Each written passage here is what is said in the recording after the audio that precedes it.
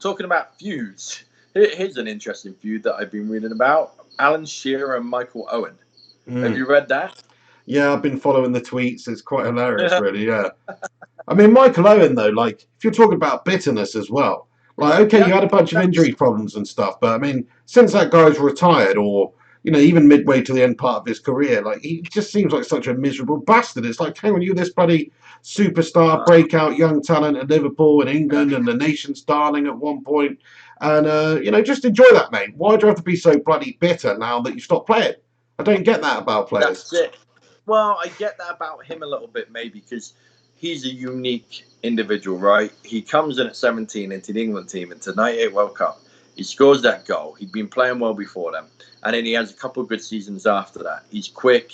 He's dangerous. He was so hard to defend against. I remember watching him at Millennium Stadium in 2001 before he did his hamstring so bad that he lost the pace. And he was played against Man United in the Charity Shield, and he scored 2 in Liverpool. I think he scored both goals. He definitely scored 1. I remember 1. And Liverpool won 2-1. It was Ruud van Nistelrooy's competitive debut, if you can call the Community Shield that. Van Nistelrooy took around the keeper. I remember it like it was yesterday.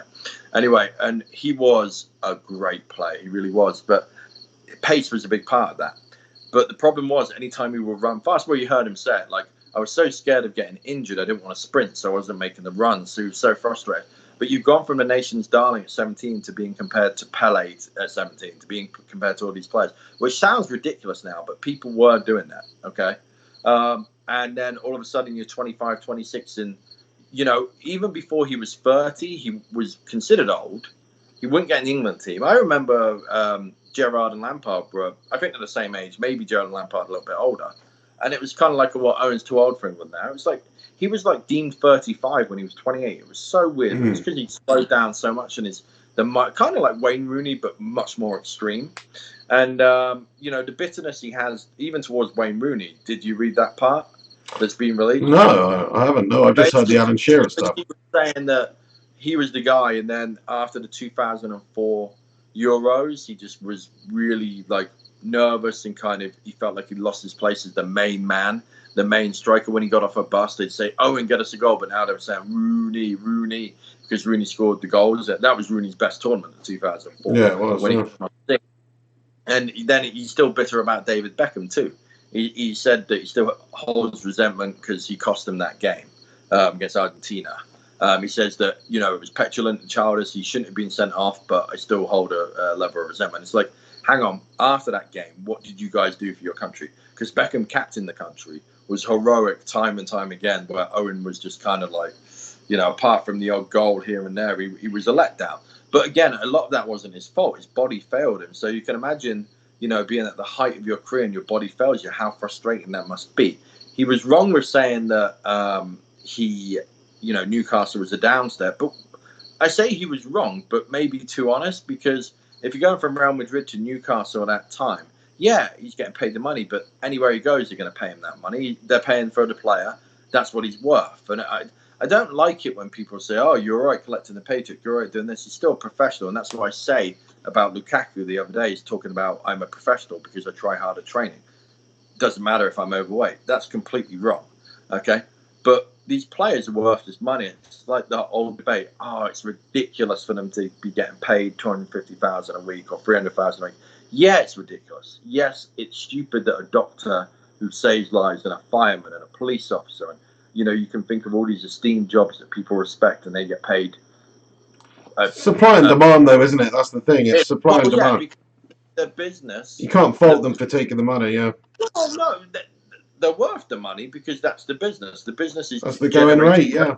Yeah, generating revenue of millions of pounds. Without these players, they wouldn't get the fans, they wouldn't get the shirts, they wouldn't get the revenue, the advertising that they get. So that's their piece of the pie, and that is it. I mean, I'd much rather it be that way, and people get annoyed. But you look at how gross and fucked up the Olympics are, where you've got these people that commit their entire lives to, let's say hammer throw, or all the training that goes into that, all the dieting, all the sleep patterns, everything you do to try and win a gold medal. And there's something very honourable in that because they know they're not going to get rich unless you're Michael Phelps or Usain Bolt, these very rare people that kind of break out and get sponsors and become famous. Because your average Olympian finishes fourth in the Olympics, and they get what $10,000 for finishing fourth, and then maybe they get they're basically living off welfare because essentially the government, well in England I know the government basically subsidises their housing, subsidises this so they can train. Well, the second they get injured, guess what? No one gives a fuck about you anymore, So I'd much rather these people go, and they're the athletes are the reason people watch the Olympics. And Michael Owen's probably a great person to bring that up with because we all know about the injury problems and things like that. I mean, he's got to let bygones be bygones, really. With things like David Beckham, it's like we, as United fans, I remember when we watched that '98 World Cup game and he's kicked out at Simeone and he's got sent off, and we loved David Beckham, but even we, for a while after that, were like, what a stupid boy. What a stupid thing to do, Well, even though Simeone was a complete scumbag, David Beckham shouldn't have done that. He got himself sent off. But then you've got to forgive and forget. And time goes by. He was a great player after that for Manchester United. He was a great player after that for England. Fantastic. 2002, that Greece free kick. All the performances that he put in for us were brilliant. So for Michael Owen to still hold any sort of a grudge against against David Beckham for that is kind of ridiculous because it's just one moment in one game. It happens to all players. You can all get. I mean, how many times we were talking about Roy Keane earlier on? How many times has Roy Keane been sent off and cost Manchester United games? You're talking about the greatest captain Manchester United have ever had, and how many games has he cost us? Loads. It's boiling up, but here's the thing as well. David Beckham was very handsome. He was with a pop star. People love to hate when people have got stuff going for them, right?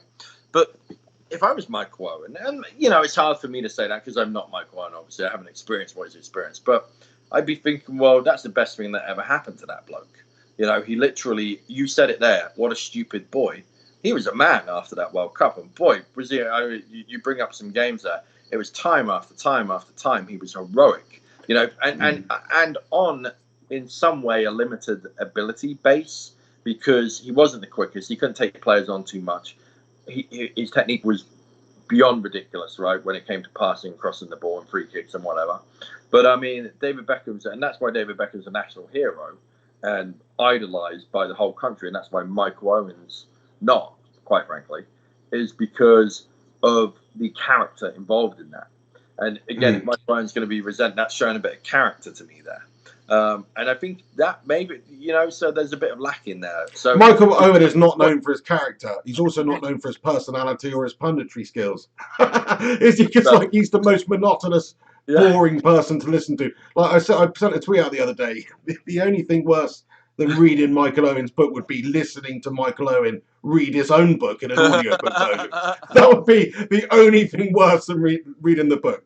Because just imagine, and it's a cold night in December at Anfield, and you know what I mean? He's the most boring guy ever. But anyway, fair play to him. He's a wet fish. He's a wet fish. It's all just for book sales, this, isn't it? It's all just for book sales. He's trying to generate a bit of interest, generate a bit of cash.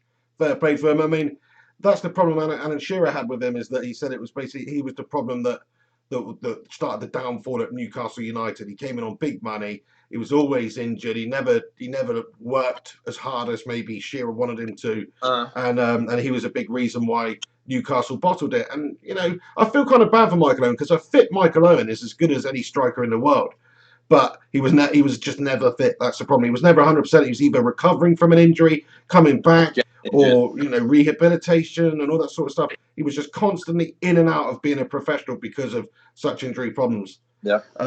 So you do have to feel for him. I mean, I still respect Michael Owen. I actually, when we signed Michael Owen, when Sir Alex signed him, what a masterstroke that was. Yeah. Probably imagine if we could have that Michael Owen right now. He's old, but if you're talking about just somebody who can slot in there, who's got the game experience, who's got the natural finishing ability. I mean, that hat trick against Wolfsburg springs to mind. He was worth signing just for that alone, and that goal against City. The goal City was brilliant. Yeah. If he could have stayed fit, he would have been fantastic. But that was the problem.